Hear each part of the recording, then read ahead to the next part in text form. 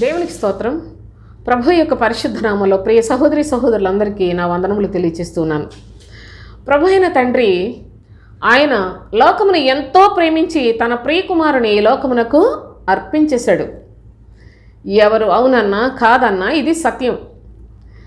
ఎవరు ఎన్ని విధాలుగా దోషణలు చేసినప్పటికీ ఇది సర్వలోకములో స్థిరపరచబడిన సత్యం కనుక, మార్పులేని సత్యము కనుక దేవుని యొక్క ప్రేమ ప్రత్యక్షపరచి ఉన్నాడు. సృష్టికర్త దేవాతి దేవుడు తన ప్రియ కుమారుని ఈ లోకము కొరకు అర్పణ చేసి ఆయన ప్రేమను మనకు స్పష్టముగా చూపించిన అనుభవాలు మనం కన్నులారా చూస్తూ ఉన్నాం. అయితే దేవుడు తన యొక్క కుమారుని ఈ లోకమునకు రక్షకుడిగా పంపిస్తే ఆ కుమారుని కూడా అనేక విధములుగా బాధ పెట్టడమే కాదు సోదరులారా, దూషించడమే కాదు, నిందించడమే కాదు, పాదములతో త్రొక్కుచున్న దుష్ట సమాజము లోకములో ఉన్నది అంటే ఎంత బాధాకరమైన విషయమో కూడా గమనించండి. మరి దేవుని యొక్క పరిశుద్ధ లేఖనాల్లో నుండి ప్రభు అయిన తండ్రి ఆయన తన ప్రియ కుమారుని ఈ లోకములోనికి పంపి ఆయన తన నీతిని, తన సత్యమును మనకు చూపించి పరలోకానికి నేనే మార్గమును, సత్యమును, జీవమును అని చక్కని రాజ మార్గాన్ని వేస్తే ఈనాడు అనేకులకు ఇదంతా కనిపించకపోయినా అది కూడా కనిపించాలంటే కూడా ఎవరికి పడితే వారికి కనిపించదు సోదరులారా. ఎందుకంటే పరలోకమందున తండ్రి ఎవరికి దయ చూపిస్తే వాళ్ళు మాత్రమే క్రీస్తును చూడగలరు. క్రీస్తును చూడడం అనేది అంత సామాన్యం కాదు. ఈ లోకంలో పుట్టిన మనందరికీ లోకాన్ని చూచే కనులు ఉన్నాయి, కానీ క్రీస్తును చూచే కనులు చాలా తక్కువ మందికి ఉన్నాయి సోదరులారా. తక్కువ మందికి అనుగ్రహింపబడి ఉన్నాయి. కనుక దేవుని యొక్క పరిశుద్ధ లేఖనాల్లో ప్రభు అయిన క్రీస్తును చూడని అనేక మంది ఆయనను ఏ విధముగా బాధించారో, కాళ్లతో త్రొక్కిన పరిస్థితులను మరి మనము కూడా చూడగలమో ఒకసారి లేఖనాలను గమనిద్దాం. హెబ్రీయులకు రాసిన పత్రిక 10వ అధ్యాయం 26వ వచనం నుంచి 29వ వచనం వరకు చదువుకుందాం. మనము సత్యమును గూర్చి అనుభవ జ్ఞానము పొందిన తరువాత బుద్ధిపూర్వకముగా పాపము చేసిన ఎడల పాపమునకు బలి ఇకను ఉండదు, కానీ న్యాయపు తీర్పునకు భయముతో ఎదురు చూచుటయు విరోధులను దహింపబోవు తీక్షణమైన అగ్నియు ఇకను ఉండును. ఎవడైనను మోషే ధర్మశాస్త్రము నిరాకరించిన ఎడల 2-3 సాక్షుల మాట మీద కనికరింపకుండా వారిని చంపించుదురు. ఇట్లుండగా దేవుని కుమారుని పాదములతో త్రొక్కి తాను పరిశుద్ధపరచబడుటకు సాధనమైన నిబంధన రక్తమును అపవిత్రమైనదిగా ఎంచి కృపకు మూలమగు ఆత్మను తిరస్కరించిన వాడు ఎంత ఎక్కువైన దండనకు పాత్రుడుగా ఎంచబడునని మీకు తోచును అని వ్రాయబడి ఉన్నది. నేను గత వీడియోలో చెప్పాను, మనము సాతానును ఈ లోకాధికారి, వాడే దేవుని యొక్క పిల్లలకు శత్రువు, వాడిని కాళ్ల క్రింద ఎలాగ చిత్తక త్రొక్కించాలో గత వీడియోలో చెప్పాను సోదరులారా. అయితే మరి ఈ వీడియోలో చూసినట్లయితే దేవుని కుమారుని పాదములతో త్రొక్కుచున్న దుర్మార్గపు మనుషులను గురించిన అనుభవాలు కూడా వ్రాయబడి ఉన్నాయి. చూడండి, మనము సత్యమును గూర్చిన అనుభవ జ్ఞానమును పొందిన తరువాత అన్నాడు. సత్యమును గూర్చిన అనుభవ జ్ఞానమును పొందిన తరువాత అనగా మనం ప్రభువును అంగీకరించాం, దేవుని సన్నిధికి వచ్చాం, ప్రభు అయిన క్రీస్తు సువార్తను వింటూ ఉన్నాం, నిజంగా దేవుడు అంటే చాలా ఆసక్తి కలిగిన వారిలాగా దేవుని సన్నిధికి వెళుతున్నాం, నిత్యము ఇక మరి ఎంత విస్తారమైన ఖర్చు పెట్టడానికైనా వెనకాడనంతగా వెళ్ళిపోతూ ఉన్నాం. సత్యమును గూర్చిన అనుభవ జ్ఞానం పొందిన తరువాత బుద్ధిపూర్వకముగా పాపము చేసిన ఎడలా అన్నాడు. ఈ దినాన ఎందరో ప్రజలు దేవుని నమ్ముకున్నామని చెప్తూ ఉన్నారు, చేసేదంతా పాపపు క్రియలే. ఎందుకు చేస్తున్నారు? దేవుని సన్నిధికి వెళ్ళిన వాడు దేవుడు ఏం చెప్తాడో విని దేవుని వాక్య ప్రకారంగా జీవించాలి కదా. దేవుడు ఏది వద్దంటే అది మానేయాలి, ఏది చేయమంటే అది చెయ్యాలి కదా.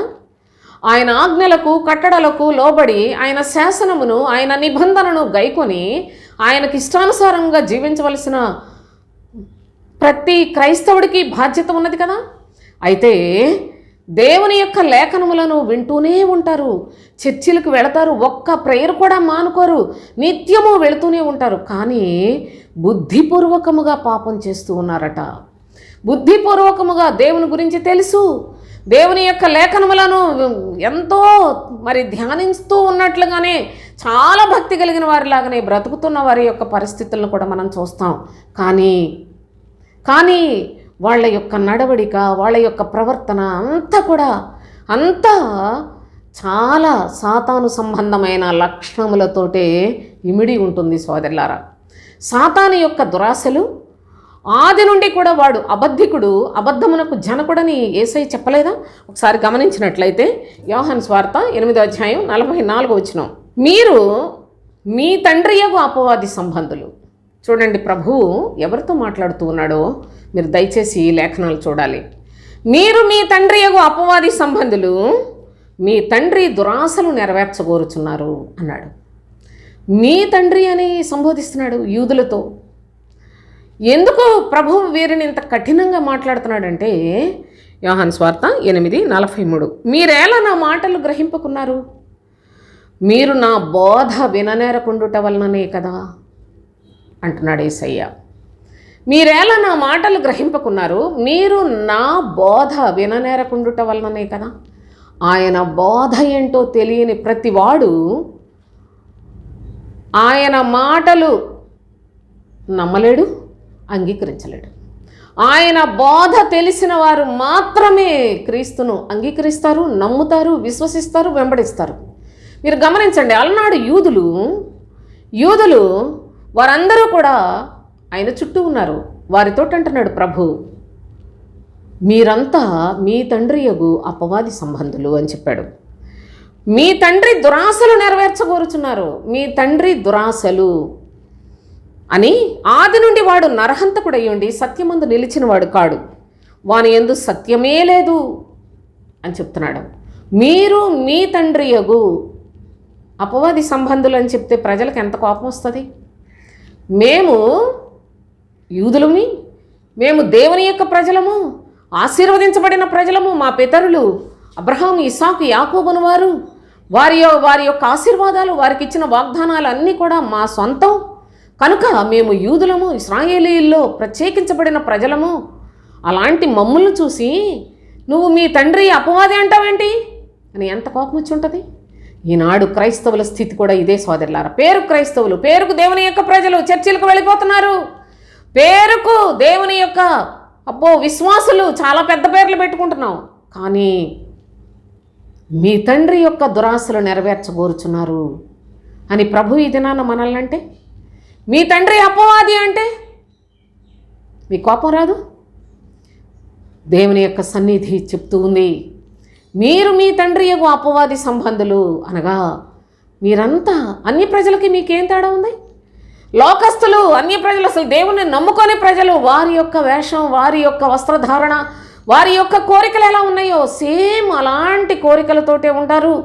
మరలా మేము దేవుని ప్రజలమని చెప్పుకుంటారు. మీ దురాశలు, మీ క్రియలు, మీ ప్రవర్తన, మీ వేష భాషలన్నీ చూస్తూ ఉంటే మీరు సాతాను సంబంధులు, మీ తండ్రి సాతానే కానీ దేవుని యొక్క పిల్లలు కారు మీరు అని ప్రభు ఆనాడు చెప్పినట్లుగా ఈనాడు కూడా ఆయన నిన్న నేడు నిరంతరము ఏకరీతిగా ఉన్నాడు. ఈనాడు కూడా చెప్తున్నాడు సోదరులారా. క్రైస్తవులు వాళ్ళు ఎలా ఉండాలి? వాళ్ళకి ఎన్ని నియమాలు ఉన్నాయండి?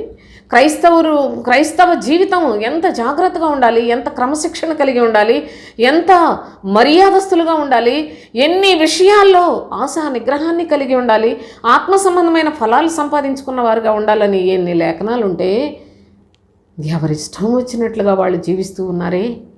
ఇవి మీ దురాశలను అనుసరించి జీవిస్తున్నారే. ఈ దురాశలన్నీ కూడా సాతాను సంబంధమైనవి కనుక ప్రభువైన యేసుక్రీస్తు చెప్తున్నాడు, మీరు మీ తండ్రి యగు అపవాది సంబంధులు.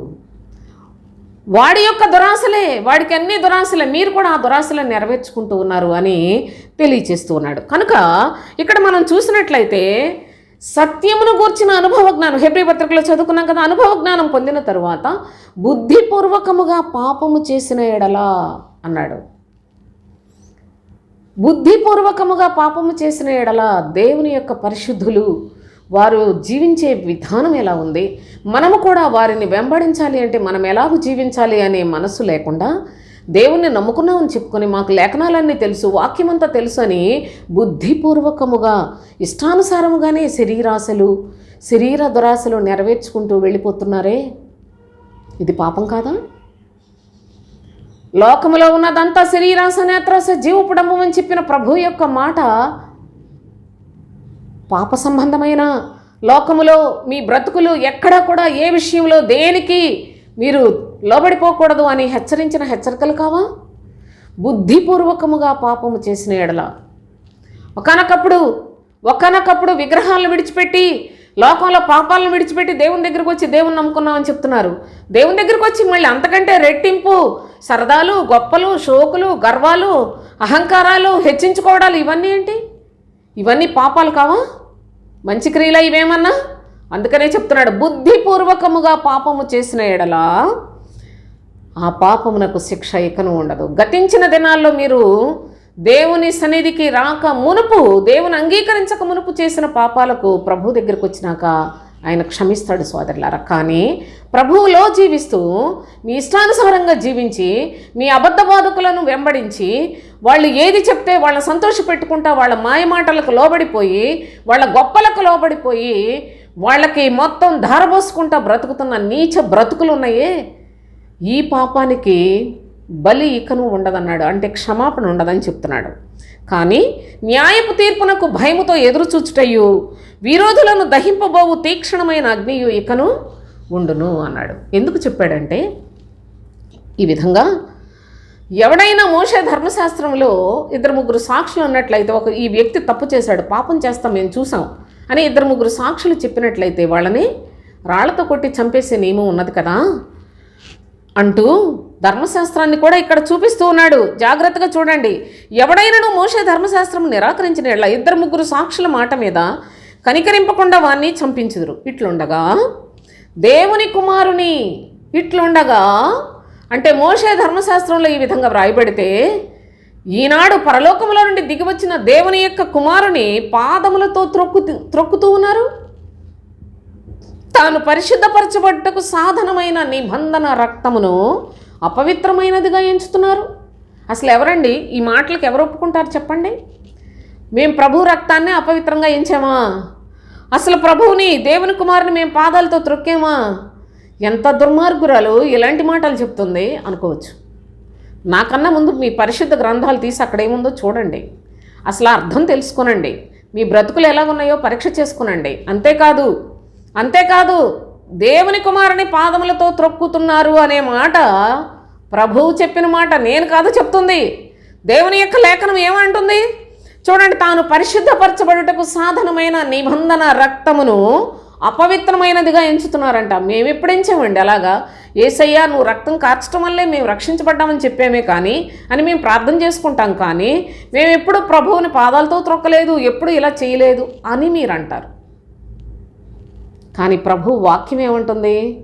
వారు పెదవులతో నా దగ్గరికి వస్తున్నారు, వారి హృదయముల్లో నాకు చోట్లేదు కనుక వారు నన్ను చంప వెతకుచున్నారు అన్నాడు. చూడండి, అదే యోహాను సువార్త 8వ అధ్యాయంలోనే 37వ వచనం చూడండి. మీరు అబ్రహాము సంతానమని నాకు తెలియను, అయినను మీలో నా వాక్యమునకు చోటు లేదు కనుక నన్ను చంప వెతకుచున్నారు అన్నాడు. మీరు అబ్రహాము సంతానం అని చెప్పుకుంటున్నారు, అవును నాకు తెలుసు, కానీ మీలో నా వాక్యమునకు చోటు లేదు. అబ్రహాము కన్నా గొప్పవాడు ఇక్కడికి వచ్చాడు, పరలోకములో నుండి దిగివచ్చాడు, కానీ ఆయనను మీరు నమ్మరు, ఆయన మాట మీరు వినరు, ఆయన మాటకు మీ హృదయంలో చోటివ్వరు కనుక మీరు ఆయన్ను చంప వెతకుచున్నారు అని.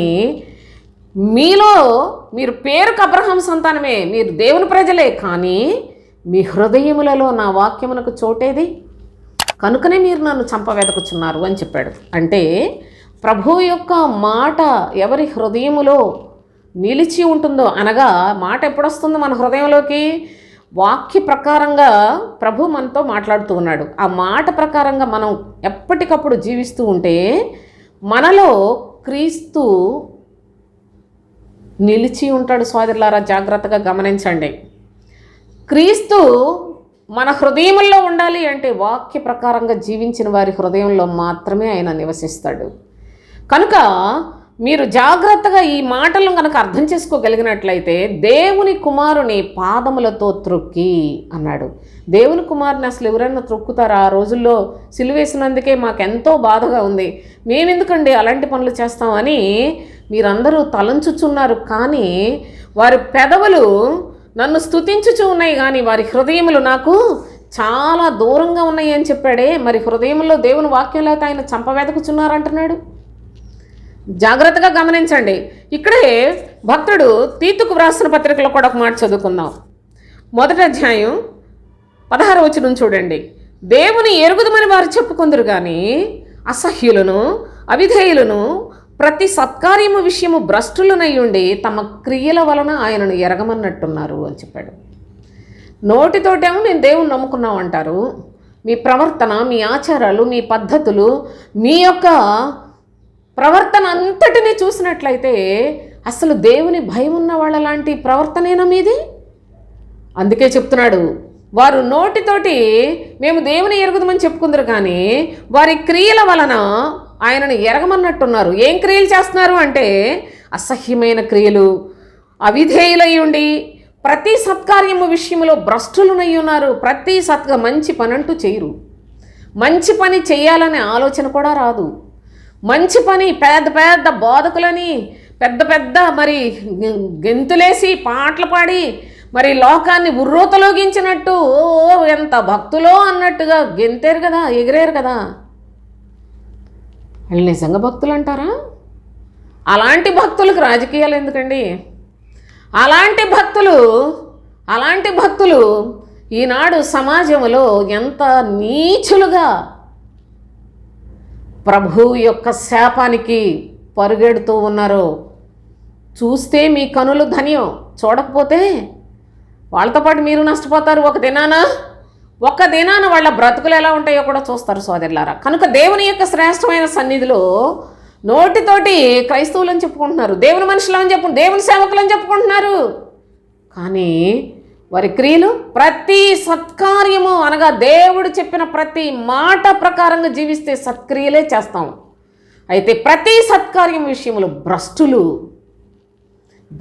అవిధేయులు, అపవిత్రులు ఇలాంటి పనులు చేస్తూ పేరుకు క్రైస్తవులని చెప్పుకున్నాడు. క్రైస్తవుడా? అందుకనే ప్రభు అంటున్నాడు, వీళ్ళందరూ దేవుని యొక్క కుమారుని పాదములతో త్రొక్కుచున్నవారు నా ప్రియ సహోదరి సహోదరులారా.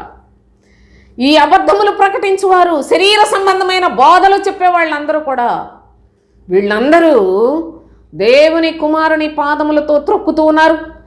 తాము పరిశుద్ధపరచబడుటకు సాధనమైన నిబంధన రక్తమును అపవిత్రమైనదిగా ఏంచి, అంటే ప్రభు యొక్క సత్య సువార్తను ప్రక్కన పడేశారు. ప్రభువు యొక్క రాజ్య సువార్తను ప్రక్కన పెట్టేశారు. ప్రభువు చెప్పే మాటలన్నీ వేరు.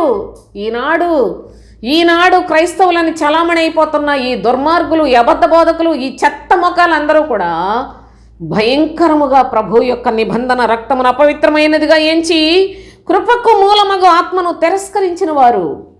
కృపకు మూలమగు ఆత్మ, పరిశుద్ధాత్మను, సత్యస్వరూపి అయిన ఆత్మను, ఆదరణకర్తను తిరస్కరించి ఆయన ఇది క్రైస్తవ్యము కాదు అని చెప్పిన, నువ్వు ప్రక్కనుండు, మా ఇష్టాలు మేము కోరికలు బోల్డ్ ఉన్నాయి, మేము నెరవేర్చుకోవాలి అని ఈనాడు ఈ బోధకులందరూ కృపకు మూలమగు ఆత్మను తిరస్కరించి వెళ్ళిపోతూ ఉంటే వాళ్ళను పట్టుకొని అయ్యగారులు అమ్మగారులు అనుకొని వాళ్ళ వెనకాల ఎంత దరిద్రపు బ్రతుకులు బ్రతుకుతున్న క్రైస్తవ జనాంగమా, దయచేసి ఆలోచన చేసుకోనండి. అయితే ఈ కృపకు మూలమగు ఆత్మను అనగా పరిశుద్ధాత్మను తిరస్కరించిన వాడు ఎంత ఎక్కువైన దండనకు పాత్రుడుగా ఎంచబడునని మీకు తోచును.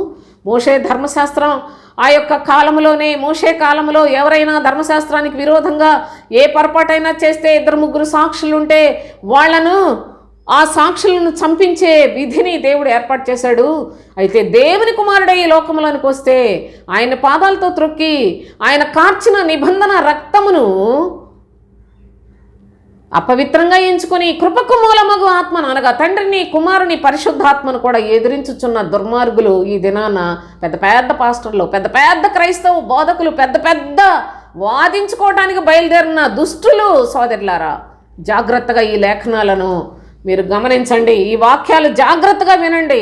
నిజంగా పాస్టర్లను ఏమన్నా విమర్శ చేస్తే ఆ శాపం నాకు వస్తుంది, మీకు రాదు. జాగ్రత్తగా విని ఏది సత్యమో గ్రహించి పరలోకం కొరకు మీ ఆత్మలను సిద్ధపరచుకోనండి. ఇంతకన్నా ప్రభువైన యేసుక్రీస్తు లేఖనాల్లో నుండి నేను మీకేమి ఏ దోషంలో ఏం చేయట్లా, ఎవరిని మనస్సు పెట్టి ఆలకించండి. అయితే దేవుని యొక్క శ్రేష్టమైన సన్నిధిలో ఇలాంటి వారందరూ కూడా దేవుని కుమారుని పాదములతో త్రొక్కుచున్నవారు అనే సత్యాన్ని గమనించండి. అనేకులు దేవుని యొక్క లేఖనములను త్రొక్కివేస్తున్న ప్రజలను చూస్తున్నాం. లూకాసువార్త 8వ అధ్యాయం, లూకాసువార్త 8వ అధ్యాయంలో 5వ వచనం చూడండి.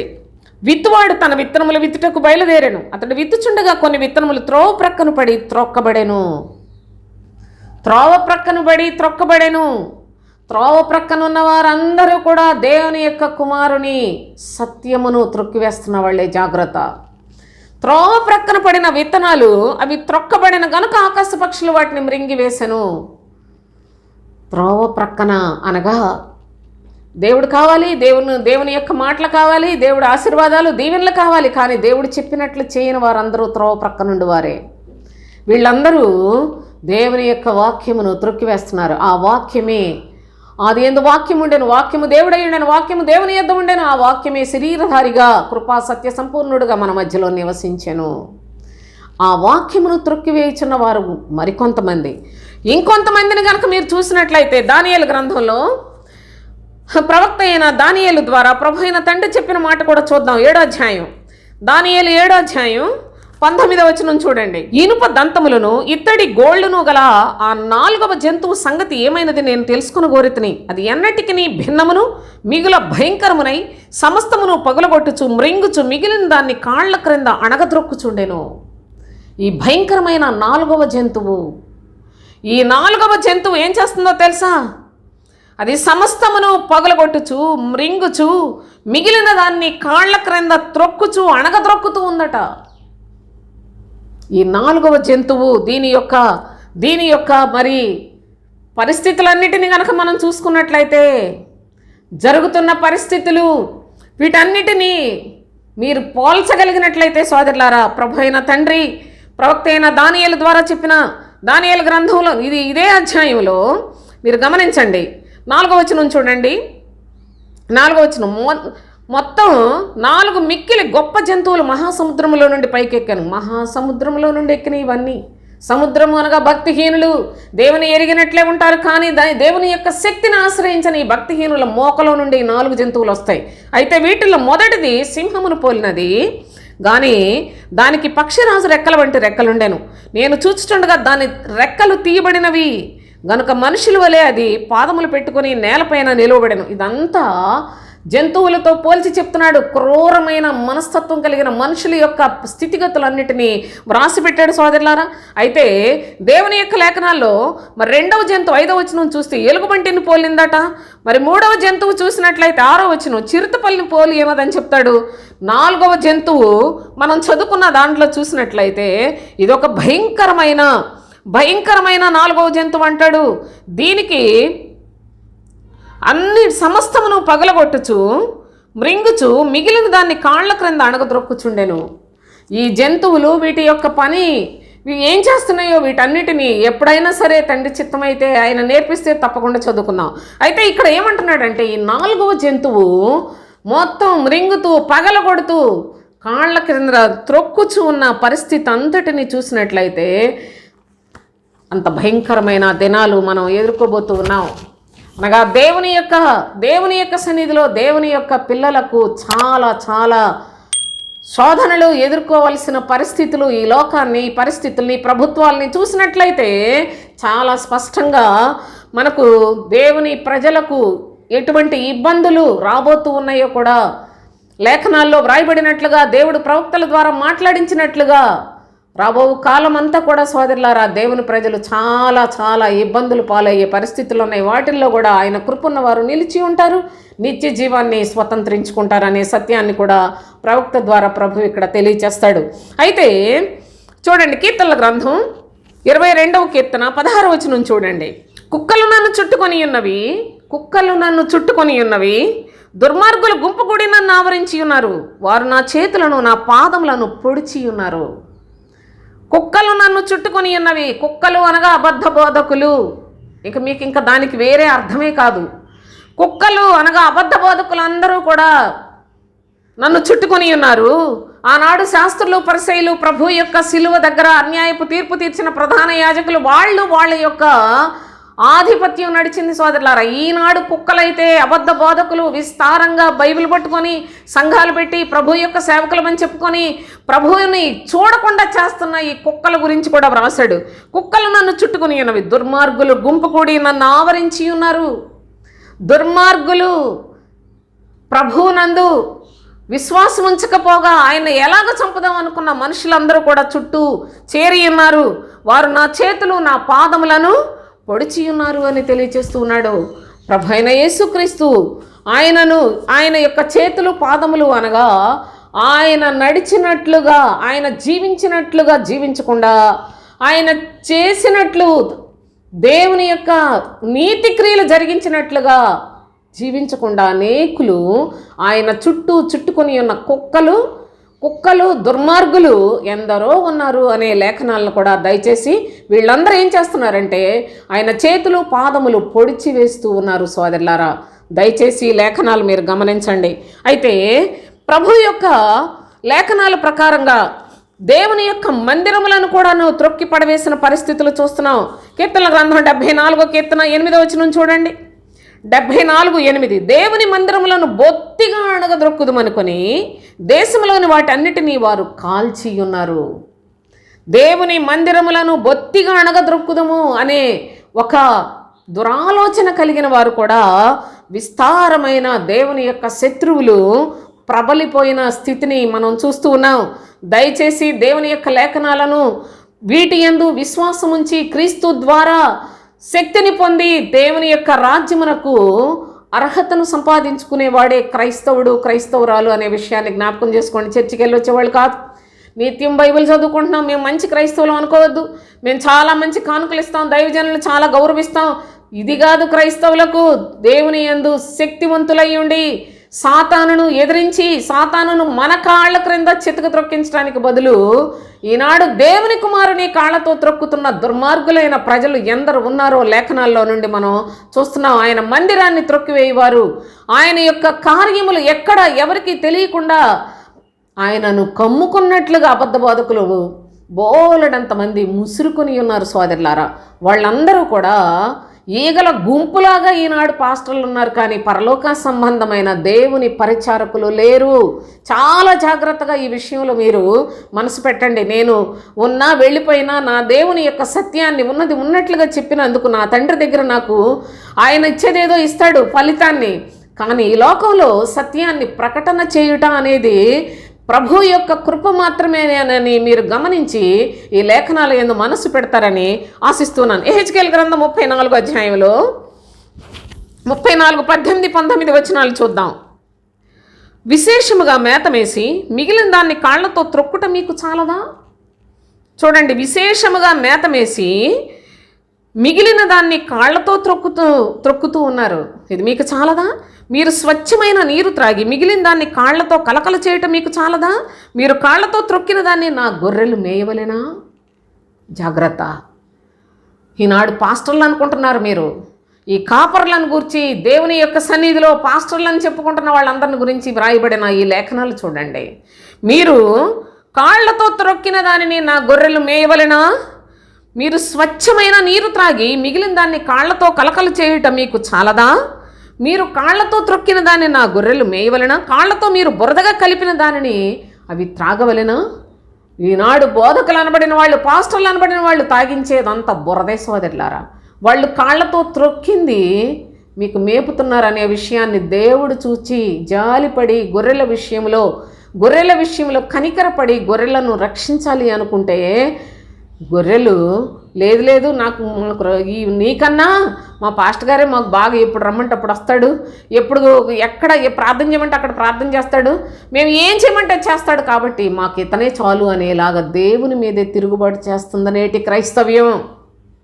కనుక కాళ్లతో వాళ్ళు కలకలు చేసి తొక్కేసిన దాన్ని తినిపిస్తున్నారు. అనగా అంత పనికిరాని, అసలు దేనికి మీ జన్మలో ఎప్పటికీ మార్పు చెందని బ్రతుకులు, మీ బ్రతుకులు ఆ విధంగా అయిపోవడానికి గల కారణం మీ పాస్టర్లు చెప్పే బోధలు కాదు సోదరులారా. వాళ్ళు కాళ్ళతో త్రొక్కి తీసుకొచ్చి మీ మొహాన్ని పడేస్తే అది తిని మా పాస్టర్ గారు ఎంత బాగా చెప్పారో వాక్యం అనుకుంటా వెళ్ళిపోతున్నారే. ఆ స్థితిని పరలోకపు తండ్రి, పరిశుద్ధుడు, సత్యవంతుడు, ప్రేమ స్వరూపి, పరిపూర్ణమైన ప్రేమ కలిగిన తండ్రి బాధతోటి ఈ లేఖనాలు తన ప్రవక్త అయిన యెహెజ్కేలు నా యొక్క పిల్లలను ఏ విధంగా మోసం చేస్తున్నారో వీళ్ళందరికీ ఒకసారి చెప్పవయ్యా అని గ్రంథంలో ఈ యొక్క అధ్యాయాన్ని వ్రాయించాడు సోదరులారా.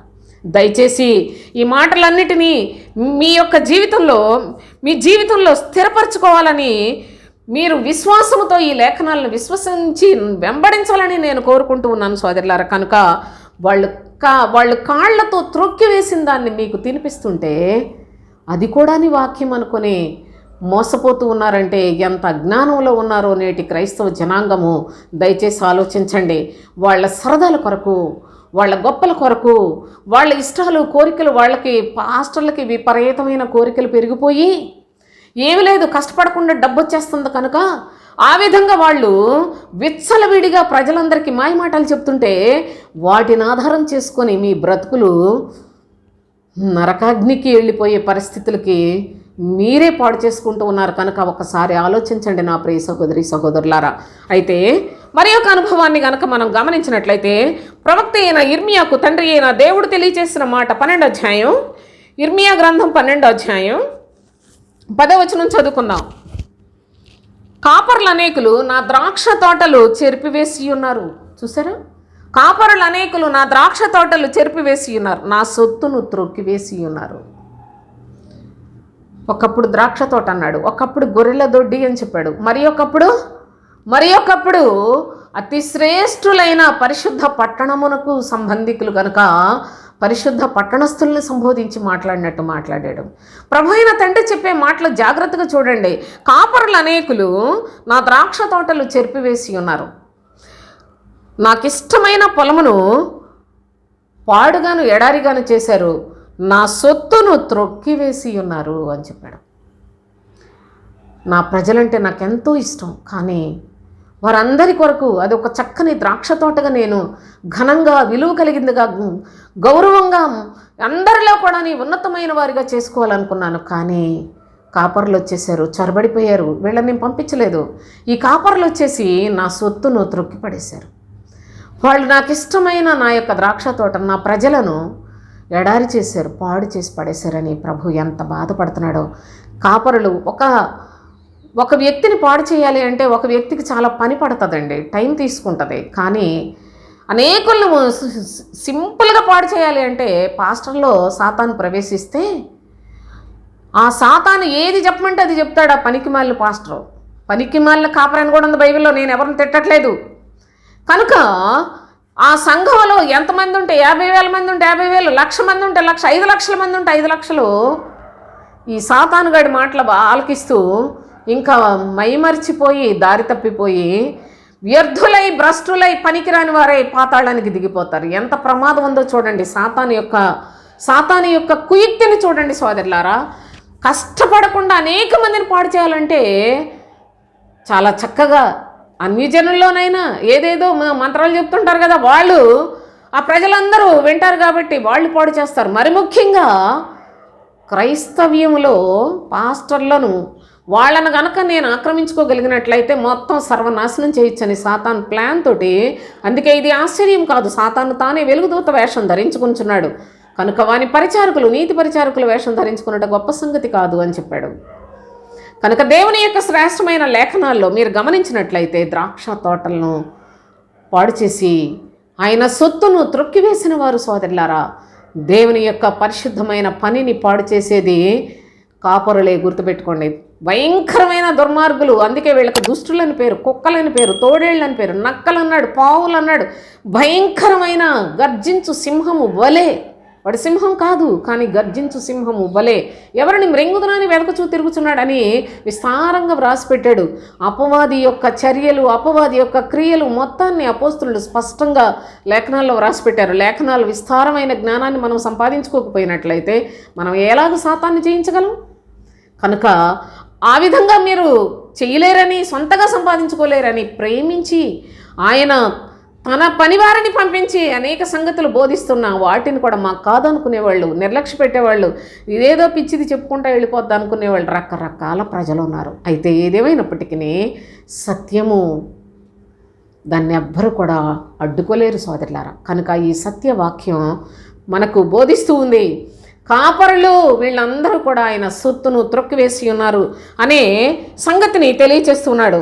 అయితే ప్రభు అయిన తండ్రి మన ఎడల అత్యధికమైన ప్రేమను చూపిస్తూ ఆయన సత్యమందు మనలను స్థిరపరచడానికి తన ప్రియకుమారుడైన క్రీస్తును ఈ లోకంలోనికి శరీరధారిగా పంపిన ఆయన ఏ విధంగా నడుచుకున్నాడో మీరు అలాగూ నడుచుకునుడి అని స్పష్టముగా ప్రకటన చేసినప్పటికీ ఆ క్రీస్తును కూడా ఈనాడు దాచిపెట్టేసినట్లు క్రీస్తు బోధను చెరిపివేసి మాయ మాటలు బైబిల్ని ఆధారం చేసుకొని ఏవేవో వాళ్ళ నోటికొచ్చిన మాటలు చెప్పి మనుషులందరినీ భ్రష్టులుగా తయారు చేస్తున్న ఈ కడవరి దినాల్లో పరిస్థితి గమనించండి. దేవుని కుమారుని పాదములతో త్రొక్కిన దుర్మార్గులైన వారిని వీళ్ళందరినీ మీరు ఒకసారి చూడండి. వీరికి ఎటువంటి శిక్ష వస్తుందని మీకు తోచును అని ఒక ప్రశ్నార్థకంగా మాట్లాడిన అపోస్తులైన పౌలు యొక్క హెచ్చరికను గమనించండి. దేవుని యొక్క రాజ్యం కొరకు మనం ఎలాగైనా సిద్ధపడాలి అంటే లేఖనములు అనగా ప్రభువే కదా సోదరులారా. ప్రభువునందు దినదినము నూతనమైన శక్తిని సంపాదించుకొని ప్రభు రాజ్యానికి అనుకూలమైన వ్యక్తిత్వాన్ని తయారు చేసుకొని చక్కని ప్రవర్తన కలిగిన వారమై ఉండి క్రీస్తు యేసునందు సంపూర్ణ భక్తిని సంపాదించుకొని దేవుని రాజ్యాన్ని సిద్ధపడదాం. దేవుని స్తోత్రం ముగించేస్తాను.